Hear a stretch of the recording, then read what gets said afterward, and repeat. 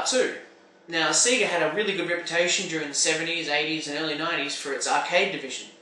They were well known for being fun, creative and exciting. Now, the consumers enjoyed them because they had good entertainment value, and the arcades enjoyed them because they were well supported and reliable. Well, Chuck, mostly reliable. Now, a lot of those coin-operated machines were actually quite groundbreaking for their day, but of course being groundbreaking obviously affected their reliability, and they were quite delicate in some respects. Now let's take two examples that we have at hand, Subrock 3D and Astron Belt. Now, here's Richard from Review Tech USA to help us explain to you what they're all about. Let's start off with Astron Belt, shall we? Released in Japan in 1983, this game was one of the first ever games to demonstrate the use of Laserdisc technology. Its prototype was displayed in 1982 at the Amusement and Music Operators Association trade show. Dragon's Lair by Don Bluth was the first ever commercial release of a Laserdisc game, but the first ever use of the technology was demonstrated on Apple II, where a text adventure game was used to trigger off scenes from a 70s blockbuster film Roller Coaster to serve as illustrations to the game. There was an article published in Creative Computing in January 1982 with instructions on how to do it yourself. The gameplay in Astron Belt consists of moving your fighter craft around the screen to avoid the usual lasers, mines, enemy fighters, and other objects, as you can see on the screen right now. To begin with, the player is on a timer, with an unlimited number of lives available. Now after the timer expires, the player is then given a set amount of lives for the remainder of the game.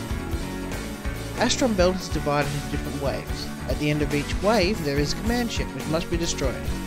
Some waves require the player to maneuver their ship through a trench whilst trying to destroy the enemy fighters, which can look kind of cool but can also be quite tricky too. So overall, it was a good adaptation of the Laserdisc technology.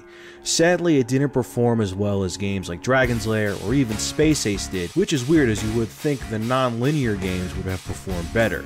Mind you, it didn't stop other companies trying to make their own Laserdisc game.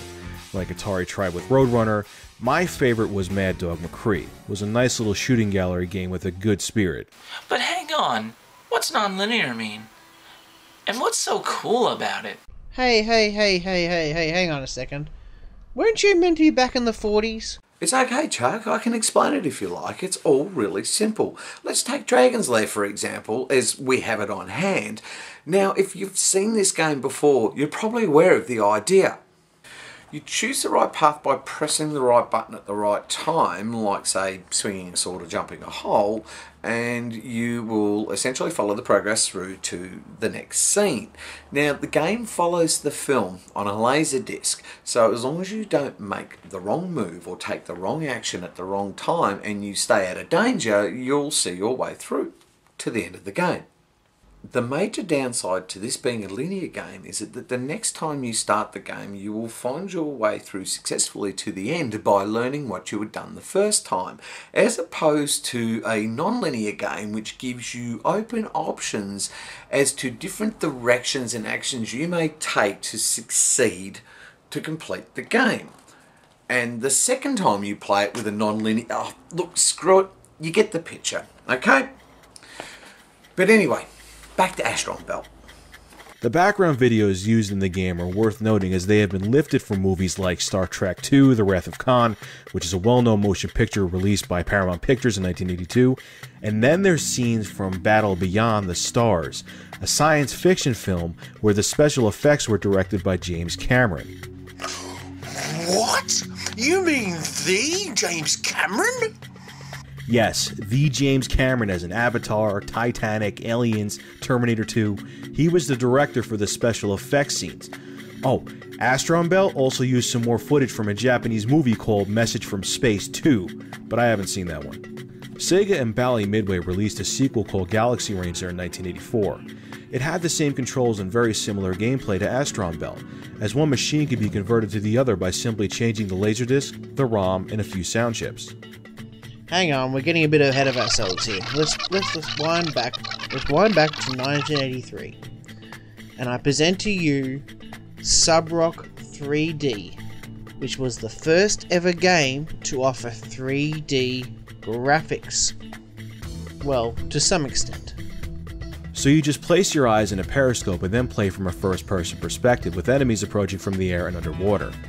In the periscope, 2 rapidly spinning black discs, one for each eye, are synchronized with left and right images on the screen. Each of these discs is painted half black, with the other half being clear. A circuit in the eyepiece synchronizes the 2 discs so that one eye is covered by the black part of one disc, and the other eye can see through the clear part of the second disc. Now, this machine did have its fair share of problems on location, mostly because of the discs getting stuck occasionally. Now, usually this was a result of cheap motors used to spin them, and if you didn't look through the periscope, the image on the screen looks blurred. Well, that's of course unless you have the machine set on 2D mode, which would sort of defeat the purpose.